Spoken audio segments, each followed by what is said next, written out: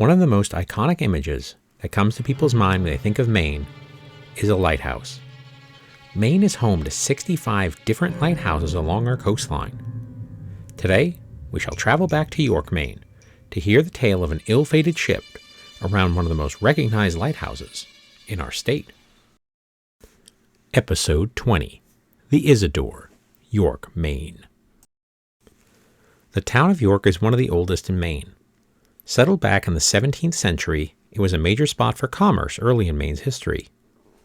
Today, we're going to see the Nubble Lighthouse, where an ill-fated ship, the Isidore, was last seen in 1842.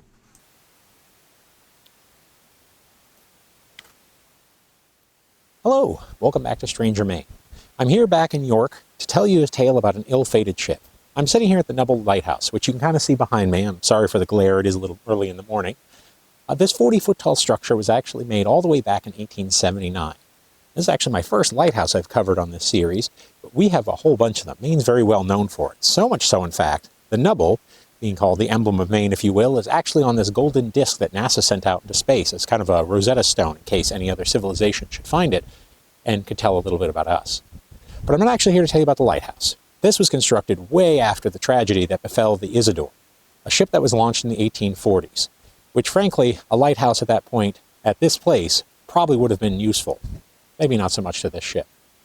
Let me tell you a little bit about a prophetic dream that one of the crewmates had and the terrible fate that befell everyone else on board. The Isidore was built in Kennebunkport in the mid-19th century. A large ship that could haul a lot of cargo. The launch should have been a cause for celebration, but reports are that the morning was gray and somber. The crew had been assembled, and it was to go to New Orleans for its first trip. One sailor, Thomas King, was regarded as a good and sturdy man, someone who would have been an asset to this maiden voyage. King, however, had a cause to try and back out of his contract. A few nights before he was to go out to sea, he had a dream. In his dream, he had a vision of the ship being overtaken by a large storm. He tried to get out of his contract, but had already been paid a month's wage. Another sailor had a dream that he was standing on the deck of the ship, and 7 coffins floated by him.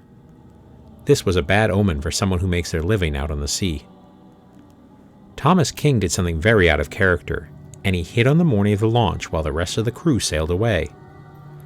Shortly thereafter, the Isidore was destroyed in a heavy storm not far from the Nubble Lighthouse. All hands were lost and only a few bodies were recovered.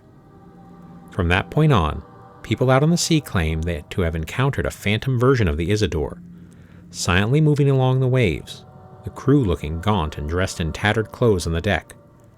What are they looking for? Why do they continue to sail?